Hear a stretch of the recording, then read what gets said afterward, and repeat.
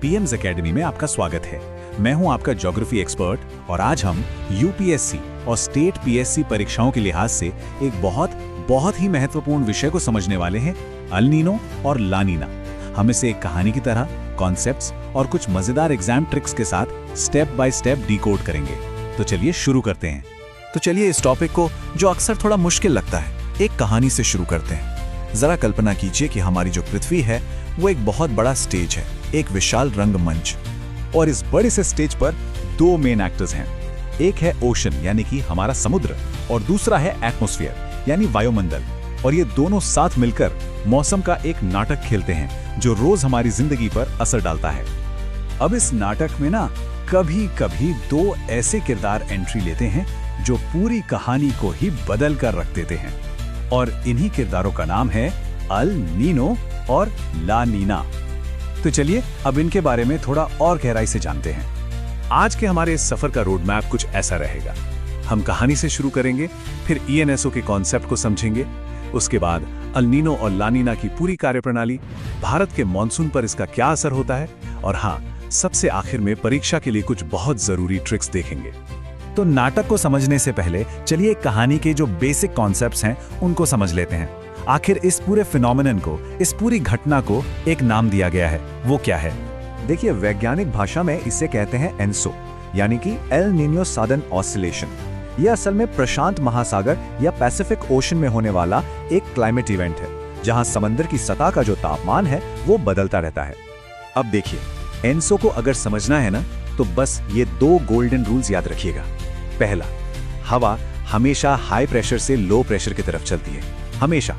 और दूसरा, जहां भी गर्मी होती है वहां हवा गर्म होकर हल्की हो जाती है, ऊपर उठती है और नीचे एक लो प्रेशर एरिया बना देती है। बस यही दो नियम पूरी कहानी की चाबी हैं। तो चलिए अब हमारे दोनों मुख्य किरदारों से मिलते हैं, अल नीनो और ला नीना, और देखते हैं कि ये एक दूसरे से आखिर इतने अलग क्यों हैं। अच्छा, अब जरा इस स्लाइड पर एक नजर डालिए। एक तरफ है अल नीनो, जिसका मतलब है छोटा लड़का। ये पैसिफिक ओशन को गर्म कर देता है और नतीजा, भारत में मानसून कमजोर पड़ जाता है। दूसरी तरफ है ला नीना, यानी छोटी लड़की। ये समुद्र को ठंडा कर देती है और भारत में मानसून मजबूत हो जाता है। पर सवाल ये है कि ये होता कैसे है? तो चलिए अब इसकी पूरी की पूरी कार्यप्रणाली को समझते हैं। तो अब हम सीधा चलते हैं प्रशांत महासागर के मंच पर और देखते हैं कि ये पूरा का पूरा नाटक असल में होता कैसे है। इसको समझने के लिए ना एक बहुत ही सिंपल सी एनालॉजी लेते हैं। मान लीजिए कि प्रशांत महासागर के ऊपर ट्रेड विंड्स नाम का एक बहुत बड़ा पंखा चल रहा है, बस एक पंखा। देखिए, जब सब कुछ नॉर्मल होता है तो ये पंखा एक मीडियम स्पीड पर चलता है, मान लीजिए स्पीड नंबर 3 पर। ये हवाएं क्या करती हैं? ये गर्म पानी को साउथ अमेरिका के पेरू तट से धकेलकर ऑस्ट्रेलिया और इंडोनेशिया की तरफ ले जाती हैं। इससे होता यह है कि ऑस्ट्रेलिया में अच्छी बारिश होती है और पेरू के पास ठंडा पानी नीचे से ऊपर आ जाता है, जिससे वहां मछलियां खूब मिलती हैं। इस पूरे बैलेंस सिस्टम को हम कहते हैं वॉकर सर्कुलेशन। अब आती है कहानी में ला नीना की एंट्री, यानी ठंडे समुद्र की वापसी। इसमें क्या होता है? पंखे की स्पीड 3 से बढ़कर 5 हो जाती है। मतलब ट्रेड विंड्स बहुत ज्यादा मजबूत हो जाती हैं।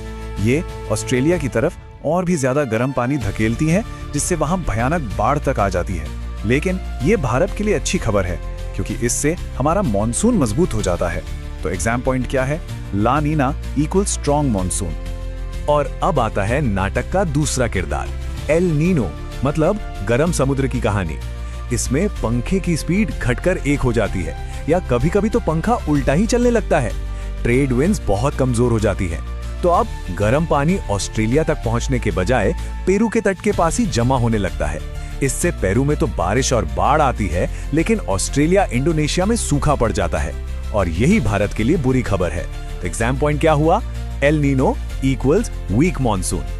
अब मन में ये सवाल आ रहा होगा कि भाई, प्रशांत महासागर की इस कहानी का हजारों किलोमीटर दूर बैठे भारत के मॉनसून से क्या लेना देना? चलिए अब इसी कनेक्शन को जोड़ते हैं। देखिए, हमारा जो भारतीय मानसून है वो जमीन और समुद्र के बीच टेम्परेचर और प्रेशर के अंतर पर टिका है। ईएनएसओ क्या करता है? वो इसी संतुलन को बिगाड़ देता है। जब अल नीनो आता है तो पैसिफिक में जो प्रेशर पैटर्न बदलता है ना, उसका असर सीधा हिंद महासागर पर भी पड़ता है। इससे भारत की ओर आने वाली मानसूनी हवाएं कमजोर हो जाती हैं और नतीजा होता है सूखा या कम बारिश। और ला नीना में ठीक इसका उल्टा होता है।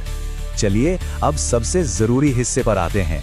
जो ज्ञान हमने लिया उसे परीक्षा में नंबरों में कैसे बदलें। देखते हैं कि इस टॉपिक से जुड़े सवालों को कैसे हल करना है। एग्जाम्स में देखिए आपसे डायरेक्ट सवाल पूछे जा सकते हैं कि अल नीनो क्या है, या मैच द फॉलोइंग आ सकता है जहां अल नीनो को सूखे से मिलाना होगा। कभी कभी स्टेटमेंट बेस्ड क्वेश्चंस भी आते हैं जो ये परखते हैं कि आपका कॉन्सेप्ट कितना क्लियर है। अब एल नीनो को याद रखने के लिए ये NWS रूल बहुत काम का है।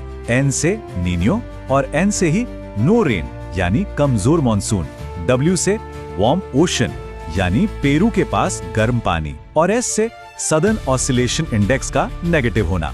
या फिर और आसान चाहिए तो S से याद रख लीजिए स्कॉर्चिंग समर हीट, क्योंकि एल नीनो से गर्मी भी बढ़ती है। और ला नीना को याद रखना तो इससे भी ज्यादा आसान है। बस एक लाइन याद रखिए, ला नीना, ला पानी और ला, मतलब ला नीना अपने साथ बहुत सारा पानी यानी अच्छी मजबूत बारिश लेकर आती है। तो चलिए एक बार फटाफट रिवाइज कर लेते हैं। एनसो प्रशांत महासागर का खेल है, अल नीनो यानी वार्म फेज जो भारत में लाता है वीक मॉनसून, और ला नीना यानी कोल्ड फेज जो भारत में लाता है स्ट्रॉन्ग मॉनसून। बस इतना ही है इसका कोर कॉन्सेप्ट।